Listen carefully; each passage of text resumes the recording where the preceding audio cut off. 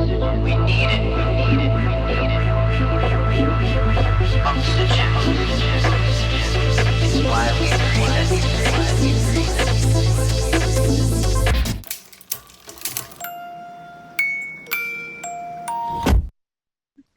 Hey everyone, welcome back to Small Business Stories. And in the house today, we have got George Otel, the financing guy and founder of US Business Funding. And so you're thinking, this is probably a good time to listen in because who can't benefit from more tips on what to do with money, right? So, George, welcome to the show. Hey, Laurelyn, thanks for having me. I always appreciate hosting, being a guest on a podcast regarding the business. Business is not only my business, it's part of my life. And I'm a student of learning business and finance. So thanks for having me. Well, it's great. I love having different guests because I always learn something. And I know our listeners do. I get a lot of comments. People are like, wow, that guest was great. I had no idea about X, whatever their swim lane was. And I do think in this era of AI advancing and just the complexities of the world, we need to be lifelong learners. What do you think? Yeah, of course. It's being able to being able to adapt. It's a process of our system as humans. Basically, thousands of years we are able to adapt, and the ones that are able to adapt faster and more efficient are the ones that gonna get more benefits. So it's an open market, call it jungle or whatever. So it's part of our our couple hours a week. Put it towards the adaptation. What are you learning? What are you see? Everything is changing now, but we're able to adapt. So it's great. I think it's really important. Bill Gates calls it the era of free intelligence. And it is. Like, I mean, I love looking at people's bookshelves. That's why I never show mine because I don't want people peeking in. But I see mindset. You've got Tony Robbins right behind your head there, and you've Yeah, got, yeah. right?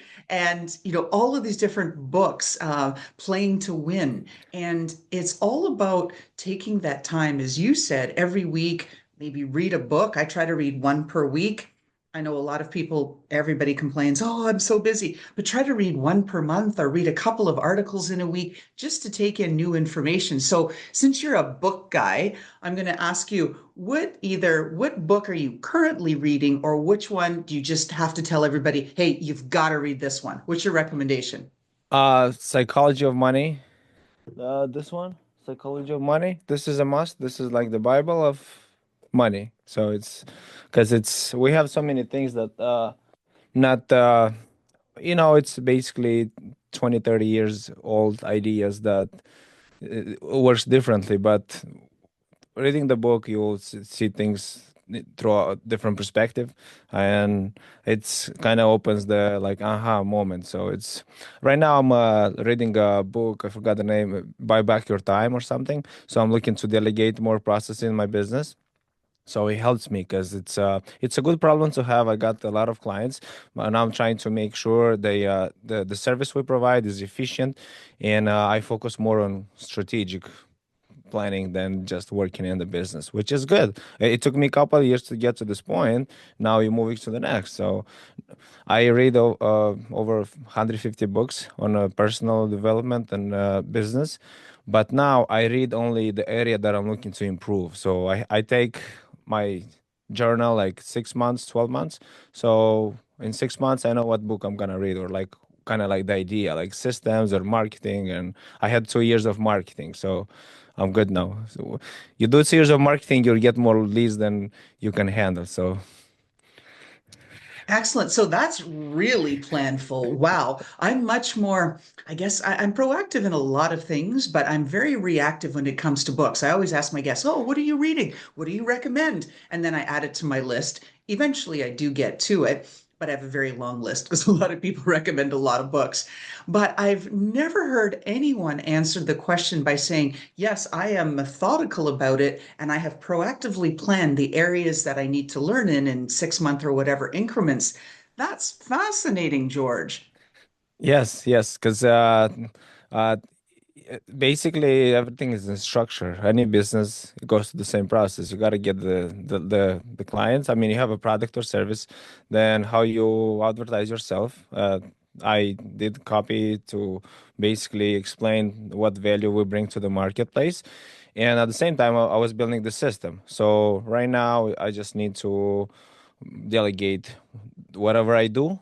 So the idea is like if I find someone that is gonna do 80% of what I do, will be great. So nobody's gonna do 100% because No. I'm the business owner, and nobody's gonna care. But if they do it 80%, it's perfect. So there's no perfection needed. Like I mean, 80% move to the next, and that's eventually they're gonna do whatever I do, and then I focus on strategic thinking.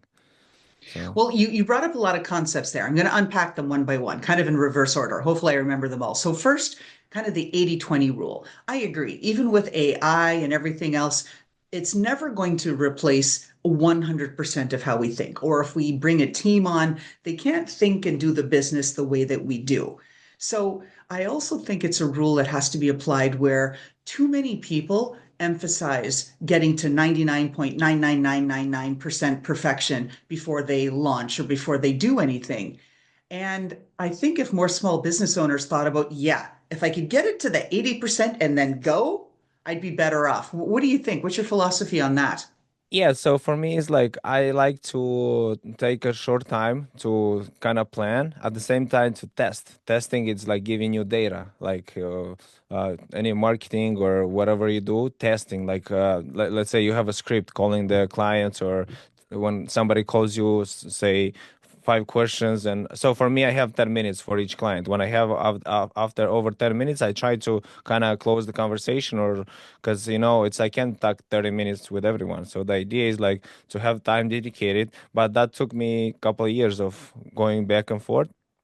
So with any business, it's a structure. It's a structure. So you go down, let's say the sale, the marketing, there is a structure.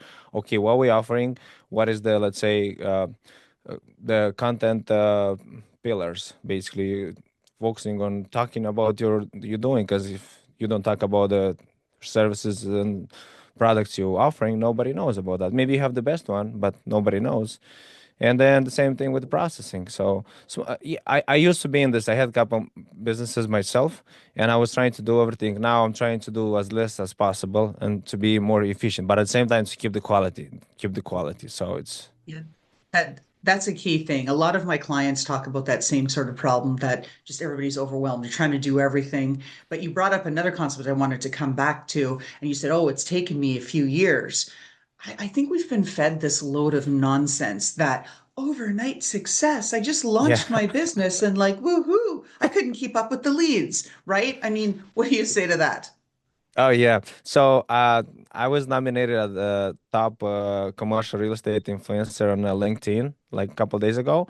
I'm in the top 100. So last year I was not, but I took me 5 years of work, of experience, and 2 years of learning the copywriting so I can post. I do posting content and I engage in people. So it takes years. So for me it's like I'm over 30 now. So by 30, I was trying to get everything like if it takes 6 months, I want it in 3 months. I don't want to wait 6 months. Now, if it takes 1 year, I'm okay to go a year and a half. But like I want to give quality, and like it's a peace of mind and things gonna happen. Because I tell everyone, make sure you give yourself a chance to succeed. It's like don't force yourself, because you're not gonna succeed. I mean, it takes 9 months for the baby to develop. Why are you expecting like to be in 6 months? No, it's a process. So it's the same thing with the business, with anything. So if you take time, eventually the most patient people, they're gonna win. I mean, let's say with the even with the stock market, with the real estate building, with anything, whatever you do, it's a process. It's like, so it's just a process. Everything is a process. You just gotta give it time and put the work, because it's gonna happen. I mean, 30 minutes a day for 1 year, you're gonna do something better. Right. Well, and congratulations on that nomination by LinkedIn. So that's phenomenal. But given that you are the financing guy and you raise the whole thing about like, oh, over time, let's get into a couple of things right here in your swim lane.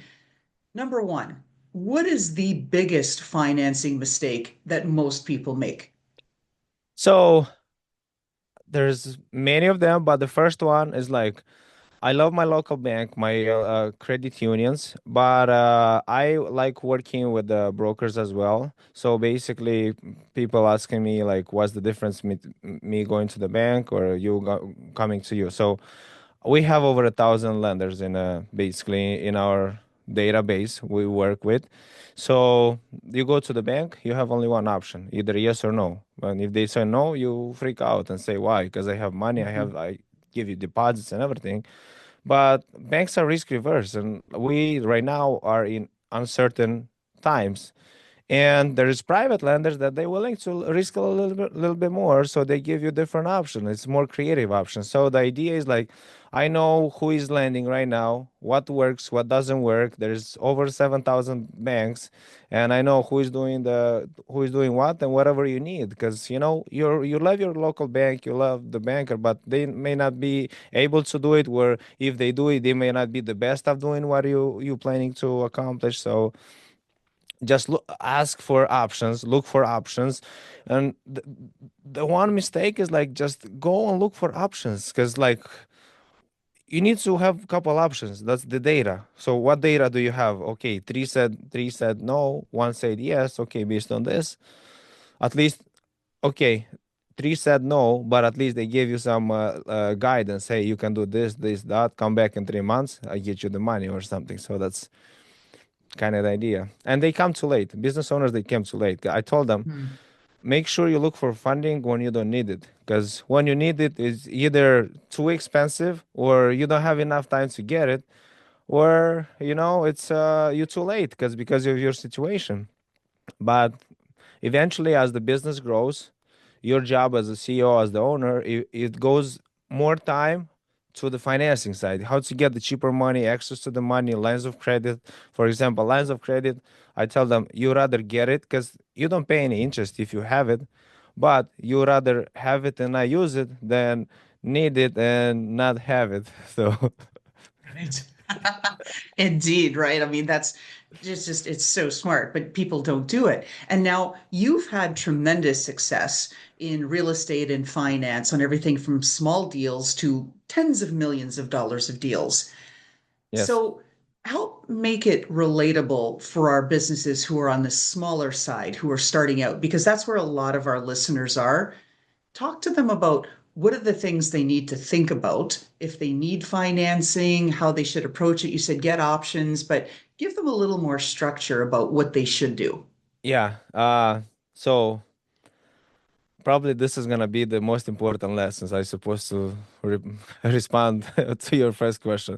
So the biggest misconcept is out there. So all the business owner that they are paying rent for the property they're using, if they're paying rent, 5,000, 6,000, whatever for the business property, basically they pay for the mortgage and for the landlord vacation or retirement. So that's the idea. So there's those loans, the SBA loans done by government, that you can buy any property that you occupy at least 51% with at least 10% down payment. I have options with 100%. So here's one of the latest deal we done. The client was paying $10,000 every month for rent. We got them qualified for 10% down. They had the money. Good thing they had the money, and now the mortgage is 9,000, so he's paying less and he owns the building. I mean, Big it's win. yeah, and you don't know until you go and check, and it doesn't cost you anything to check.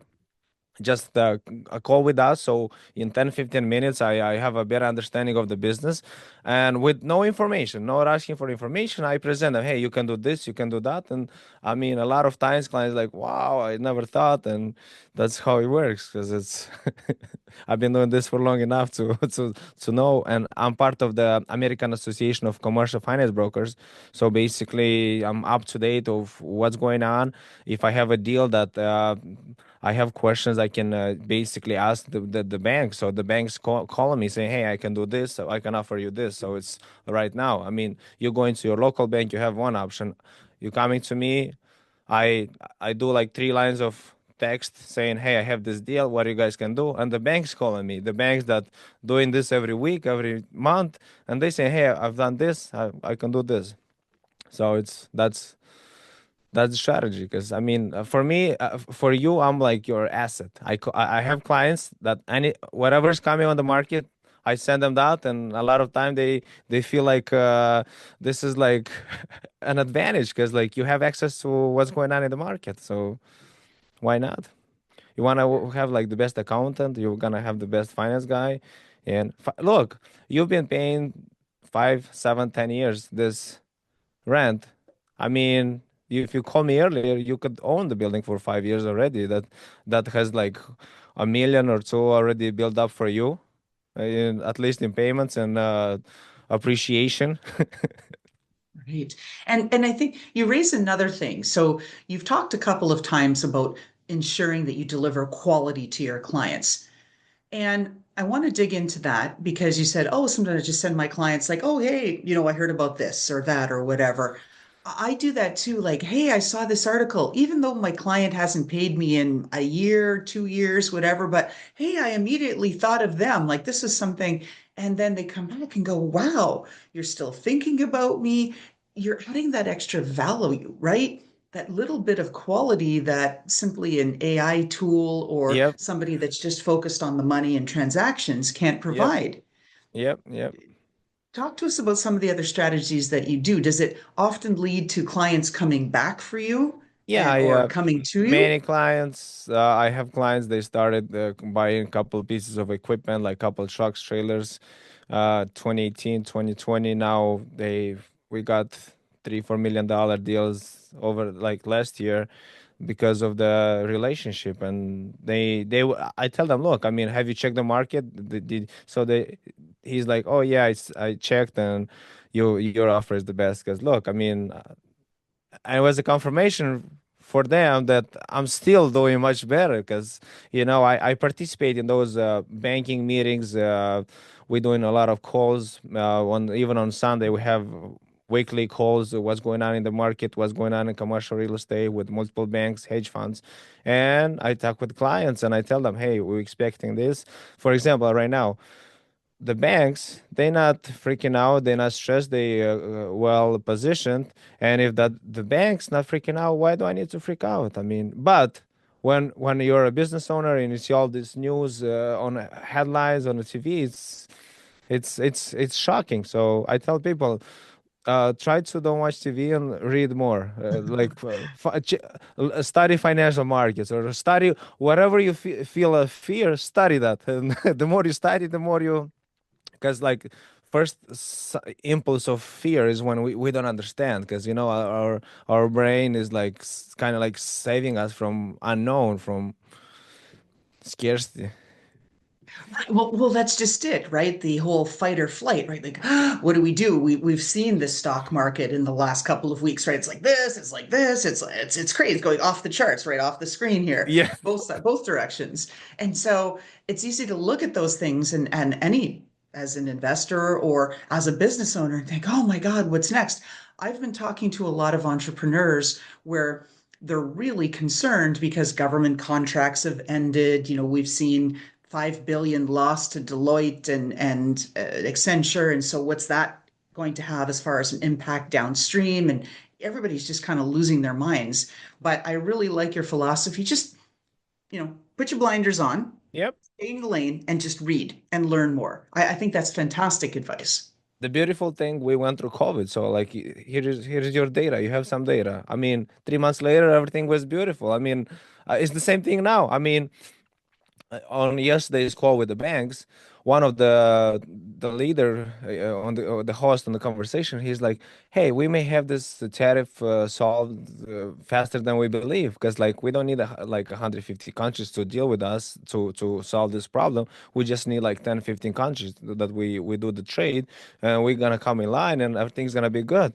So it's because when you're freaking out, you don't have energy to devote to the Mhm. positivity. So like you gotta be in balance, in neutral. Just keep it in neutral. Don't like And one of my mentors, he is a huge trader, stocks and portfolio. He managed over $2 billion. So he's like, don't trust anything right now. He's like, don't trust anything, question everything. That's how it is, cause like, so it's it's like, don't give yourself time. Don't make like any impulsive decisions, because like you just take anytime I have like to make a finance decision, I give myself 24 hours, 36 hours, and I ask myself, did I took enough time to make sure I took the like a rational decision? If not, then take another day. So at the end of the day, I'm glad that I'm in United States and business is gonna be much better. And yeah, it's a little bit hot, but it's uh it's survivable. I mean, a lot of clients, not a lot, but a big percentage, they positive because they manufacturing everything here. So it's good and bad. So Well, there's good and bad with everything, right? And so it's great instead that you have leads, but like you're saying, okay, if you don't have automation built in, how do you keep up with them? But then you're concerned about quality. And so you're constantly doing this as a business owner, right? Trade off this to get this, but then, oh, that's too far. It's constant. yes, it's constant. So I basically, if the whatever whenever you're moving, the things not falling apart, you're not moving fast enough. Because yeah, some things is gonna mix is gonna change, but if 80% of the things that are happening are going on, yeah, you're gonna miss some calls or emails or stuff. But overall, the idea is to stay focused, keep track, and readjust. I took weekends to study, to reanalyze, and to replan things that okay, from this week, what was going good, right? Double down on that. What was bad, take it off. Try to check it off. So that's look. If you do that every 2 weeks, in 3 6 months your business is gonna be much better, because like you stop doing the things that don't work, that loses your money or it's taking your energy. So No, I get it. And so I'm going to actually ask you for advice, George. So you said that you've got this 10-minute appointment where you've got prospective folks coming in to learn about real estate and financing and other deals that you do within US business funding, right? Within your organization. I try to do that. I have a 15-minute window where I talk to small business owners who are overwhelmed. Many are in tears. They don't know what to do. They're not sure they can afford automation. They're afraid what the client experience is going to be, or they need grants. Oh, Laurelyn, please write us grants. But I can never keep it to 15 minutes. So 15 becomes 30. And then if I don't have another call at the 30, I'm trying to help them. And then we're into 45 minutes. And then I've given them all my advice. And most of them don't come back. Like they're like, great, you've told me everything I need to know. Thanks. I'm off to the races. And then I've given that 45 minutes, which I want to help other businesses, but I'm not getting the payback. How do I keep it tight so to the 15 idea is minutes? like, first, if they came to you for advice, most likely they're not gonna do it the way you do it, number one, and For sure. they may That's go why and the waste clients more that do time. come, Yes, and they're then very happy. they're gonna waste a week or two, then they're gonna come back to you, because like you talking from the experience perspective, they just got this information, then they know they're gonna do it. So but at the same time, I'm trying to keep it short, and I tell them enough, but at the same time I don't want to give too much, because like they get confused what to do, what not to do. So I present them what's available, what they need to do, and give them some window opportunity. Hey, if you want to do, we do it. If no, then all the best, and call me when you need me.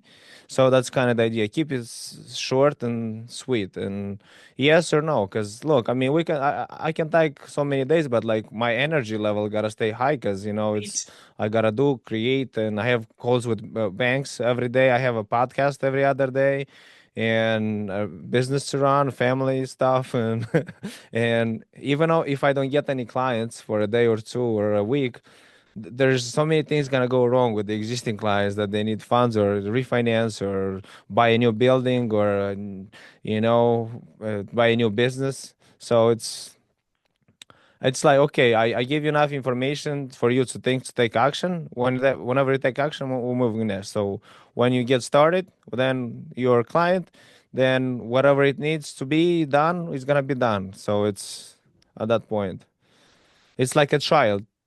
I give 10 minutes trial. You give it 45. So Well, 45 is too much though, Lisa. I'm looking for tips like to condense it because I'm such a bleeding heart. I want to help the poor business owner. She's in tears. And I'm like, oh, I don't want to be unfriendly. I don't want to be focused on the finances of it. But at the same time, every day I'm getting a couple of these calls. And then by the end of the week, I've spent a lot of time helping people who are desperate. And I feel good that I'm helping them. But at the same time, I'm not getting, the sales and the conversion on 100% of them. Of course, I do get some, but not 100%. So I'm thinking, oh, I've got to be better about it and tighter with the time and still give, but yeah, also yeah, you draw the give. line a little tighter. You give ideas, you give like the concept how it's gonna work, and give them a chance to understand it, because I tell them, look, I'm willing to help you with two condition. If you want me to help you and you're serious about it, because like I give you enough information that basically what's going on in the market, whatever you need to know, you may know it, you may not.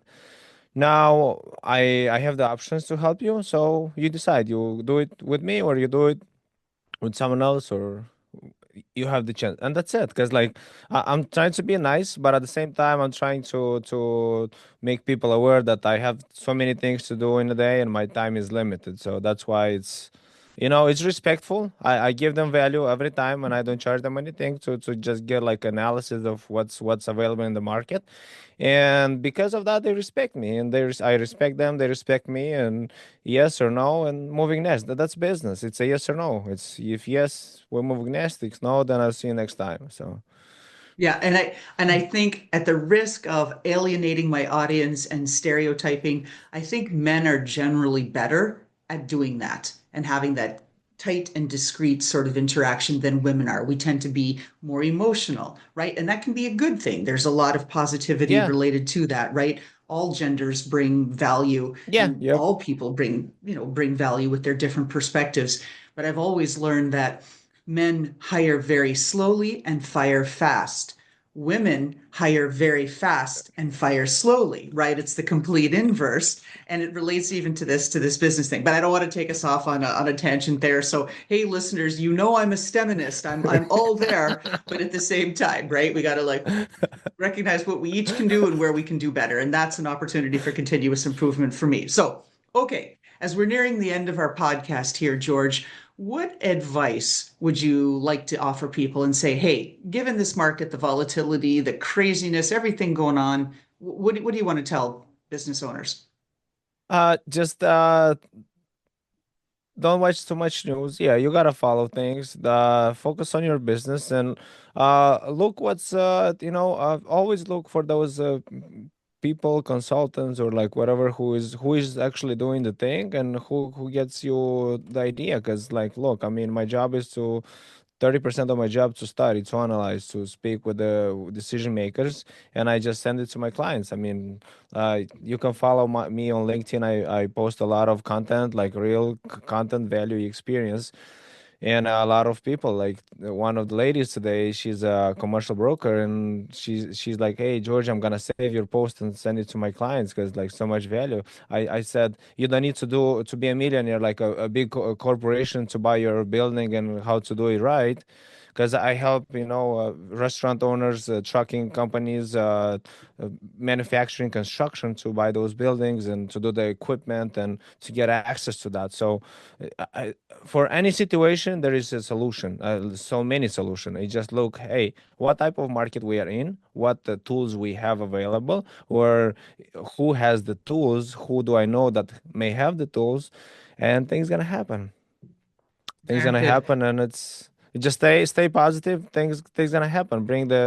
Keep the good energy, and things gonna happen. I agree. Surround yourself, right, with people that are uplifting you and have that higher level vibrational energy where we're like, yes, we can make a difference. Yes, we can get through this and get through it together. I totally agree. I've been distancing myself from negative and toxic Yep, yep. people, and oh my goodness, it's making such a I difference. like it. You have this perspective. You taking off because I fire bad negative people because like look, I mean, you don't bring energy. Like I mean, I'm a You drag positive, me down. energetic person. Yeah, so I love you, but I block you. Right. But toodles, right? Yes. Exactly. I'm the same way. Like I'm not an Eeyore, right? From like Winnie the Pooh. I'm the Tigger, right? Like, doo-doo, you know. Anyway, getting off topic there. So how can people find you, George? LinkedIn, is that the best place? Yeah, LinkedIn, George Otel or usbizfunding.net. It's my website. Find me on LinkedIn. Any questions, I'll be happy to assist you. Any ideas or whatever you want to do. It's a great time to be alive. AI, it's basically gonna help us. I call it like uh the revolution. It's like we evolved from the horse to the car, so now we're gonna evolve from like 20 tasks to do one task and do the prompts, and it's gonna be much easier and much better for us. And we're gonna have more time for to do whatever we want with who we want, whenever we want. That's so key. So I've got our signature question here to close the podcast. So if I looked into your closet, and we're going to describe it to the people who are not viewing us on YouTube Midlife Success, but they're listening to us on Small Business Stories on their podcast streaming channel of choice. If we're peeking into your closet, you've probably got a lot of footwear there on the floor, on some shelves. What pair of sneakers, boots, whatever it is, are we looking at that screams, this is George Otel, this is my personality? What are we looking at? The what I'm wearing, The the whole shoes. the shoes right now. No, no. What Okay. kind of stuff? So a lot of people have different shoes. They've So got things and they say, this hiking boots, it's so me because it's rugged, it's broken, it's, whatever they I describe. like What the pair of footwear is whatever you? it's easy for walking. So for my suits, like meeting suits, I even take those like soft shoes. Like if you look enough, you're gonna find whatever you feel. So I have so many. I mean, way too many. So, but the idea is to be comfortable, because like to be comfortable, looking good and comfortable for your toes. Because sometimes I go to those conferences and like you gotta walk like 20,000 steps, and Easy. I had Yeah.